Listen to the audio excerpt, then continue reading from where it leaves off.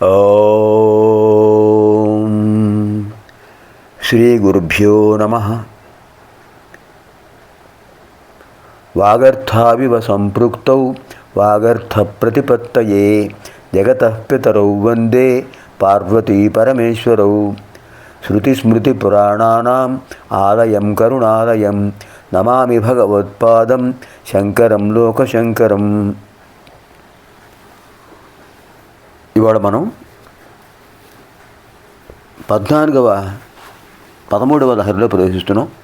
శివానంద లహరిలో ముందుగా భజగోవింద శ్లోకాల్లో విశేషమైన శ్లోకం.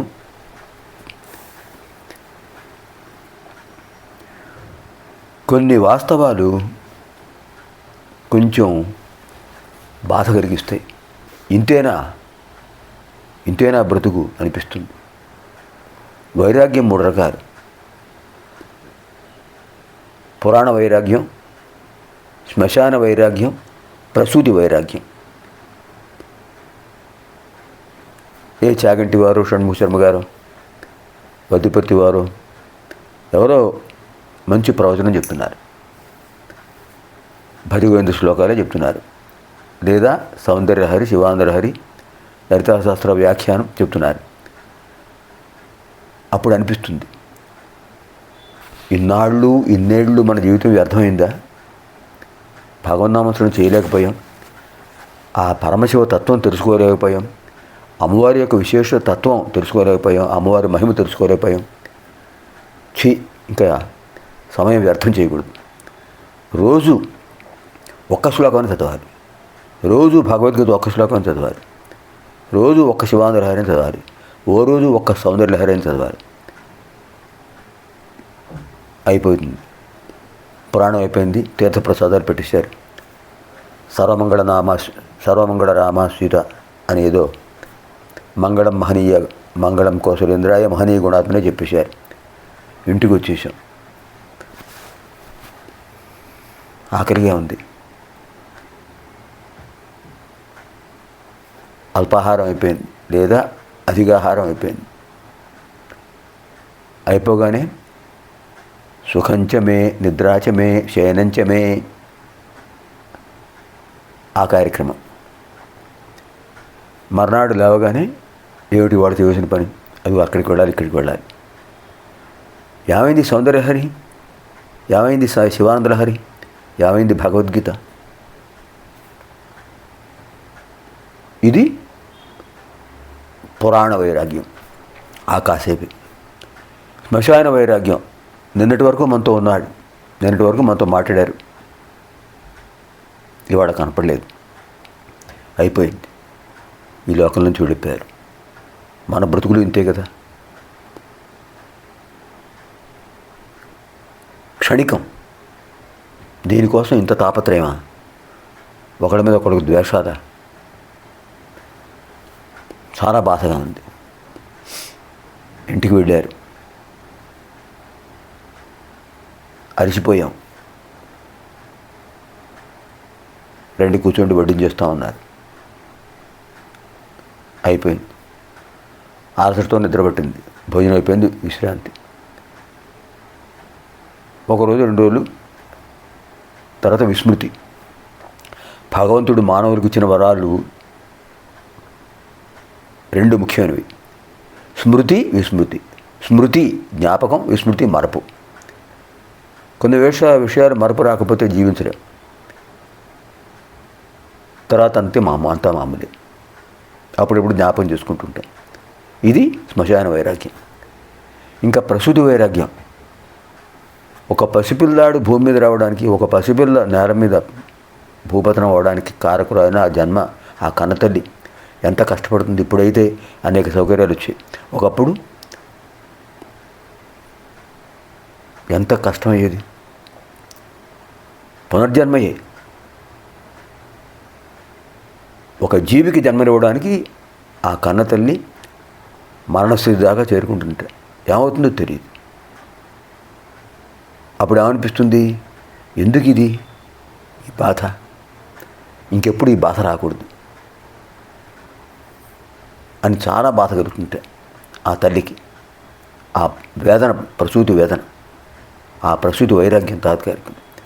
ఆ తర్వాత ఆ పసిపిల్లాడిని లేదా ఆ పసిపిల్లని చూసేటప్పటికి ఎక్కడ లేని మమకారం పొంగి పొర్లిపోతుంది. అయిపోయింది విస్మృతి. ఇది ప్రసూతి వైరాగ్యం. అలా ఆ వైరాగ్యాన్ని గురించి చెప్తారు ఇక్కడ. వయసి గతే కామ వికార శుష్కే నీరే కాసార క్షీణే విత్తే పరివార జ్ఞాతే తత్వే సంసార. ఇది అయిపోయింది కదా. దీనిపై అసలు శ్లోకం చెప్పవలసింది. నారీ స్తనభరనాభీదేశం దృష్ట్వా మాగా మోహావేశం ఏతన్మాంసవసాది వికారం మనసి విచింతయ వారం వారం. ఆలోచిస్తే ఎంతవరకు వాస్తవం చూడండి. ఇదే వాస్తవం. నారీ స్తనభరనాభీదేశం దృష్ట్వా మాగా మోహావేశం. భగవంతుడి సృష్టిలో ఒక స్త్రీమూర్తికి కొన్ని అందాలు ఇచ్చాడు భగవంతుడు. స్తనభర నాభీదేశం దృష్ట్వా మాగా మోహావేశం. అవి చూసి భ్రమపడకు, అజ్ఞానం పడకు. ఇది క్షణికం, తాత్కాలికం.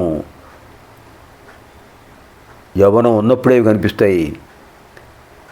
ఏతన్ మాంసవసాది వికారం. ఇదంతా కండరాలే, అంతకంటే లేవు. ఇవి తీస్తే లోపల ఉన్నది అస్థిపంజరమే. అస్థిపంజరం చూస్తే నీకు మగ ఆడ తెలుస్తుందా? తెలియదు. మనసి విచింతయ వారం వారం. ఇది మనసులో దృష్టిలో పెట్టుకో, మనసులో పెట్టుకో. మోహభ్రాంతి పడకు. తాత్కాలికమైనటువంటి క్షణికమైన ఆనందం కోసం పూర్తిగా మనసును దాని మీద లగ్నం చేయకు. భగవంతుడి మీద లగ్నం చేయి. భజగోవిందం భజగోవిందం గోవిందం భజ మూఢమతే. నారీ స్తనభరనాభీదేశం దృష్ట్వా మాగా మోహావేశం. ఆ ఆకర్షణను చూసుకుని భ్రమపడకు, అది తాత్కాలికం అని తాత్కాలికమైన భావన మనసులో ఉంచుకో. అప్పుడు మరీ తన్మయత్వం ఉండదు. తామరాకుపై నీటి బొట్టులా సంచరించాలి. ఏతన్ మాంస వసాది వికారం. మాంసము, కండరాలు వీటి యొక్క ఇవి కలిస్తేనే కదా ఈ రూపం కనిపిస్తుంది. మనసు విచింతయ వారం వారం. వారం వారం మాటిమాటికి మనసు విచింతయ. మనసులో జ్ఞాపకం పెట్టుకుంటుండు, స్మరించుకుంటూ ఉంటే నీకు పూర్తిగా కోరికలు పెరగవు, కోరికలు అదుపులో ఉంటాయి. ఎంత అద్భుతమైన శ్లోకం. ఇప్పుడు మనం 13వ శ్లోకం లహరిలో ప్రవేశిస్తున్నాం. అసారే సంసారే నిజ భజన దూరే జడధియా భ్రమంతం మామంథం పరమ కృపయా పాతుముచితం మదన్యః కోదీనస్తవ కృపణ రక్షాతి నిపుణః త్వదన్యః కో వామే త్రిజగతి శరణ్యః పశుపతే.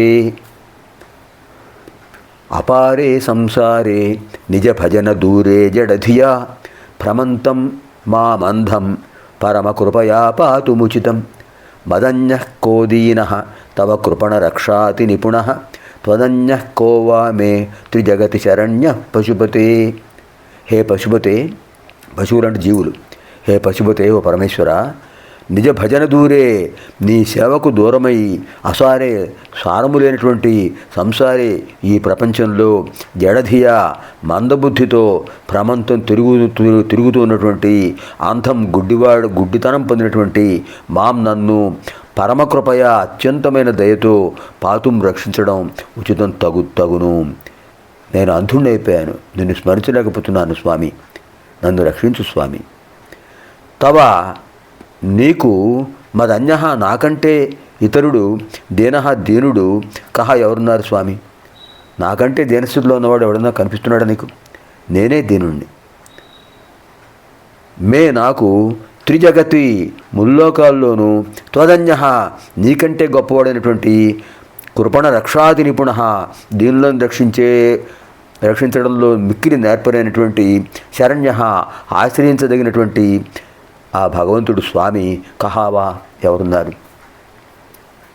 నాకంటే దీనుడైన భక్తుడు ఎవరున్నారు స్వామి? నీకంటే గొప్ప శరణం ప్రసాదించే ఆశ్రయించదగిన భగవంతుడు ఎవరున్నారు స్వామి? అంచేత నన్ను రక్షించు. అపార కరుణాసింధువు. హే పశుపతి, నీ సేవకు దూరమయ్యాను. సారహీనమైన ప్రపంచంలో పరిభ్రమిస్తున్నాను, గుడ్డివాడిని అయిపోయాను. నన్ను రక్షించు స్వామి దయతో. ఎందుకంటే నీకు నాకంటే రక్షించడానికి దీనుడు ఎవడున్నాడు? నేనే కదా దీనావస్థలో ఉన్నాను. మరి నాకు నీకంటే రక్షించడంలో నేర్పరి అయిన భగవంతుడు రక్షకుడు ఎవరున్నారు? నేను అత్యంత దేవుడను, నీవు అత్యంత దైవస్వరూపుడు. అంచేత నన్ను రక్షించు స్వామి. అసారే సంసారే నిజ భజన దూరే జడధియా భ్రమంతం మామంధం పరమకృపయా పాతుముచితం వదన్యః కోదీనః తవ కృపణ రక్షాతి పునః త్వదన్యః కో వా మే త్రిజగతి శరణ్యః పశుపతే. పునర్మిలామः ఆగామిని కార్యక్రమే చతుర్దశ శివానందలహరి అధ్యయన కార్యక్రమే. సర్వేభ్యः పార్వతీపరమేశ్వరయోः పార్వతీప రమేశ్వరయోः దివ్యానుగ్రహప్రాప్తిరస్తు. స్వస్తి.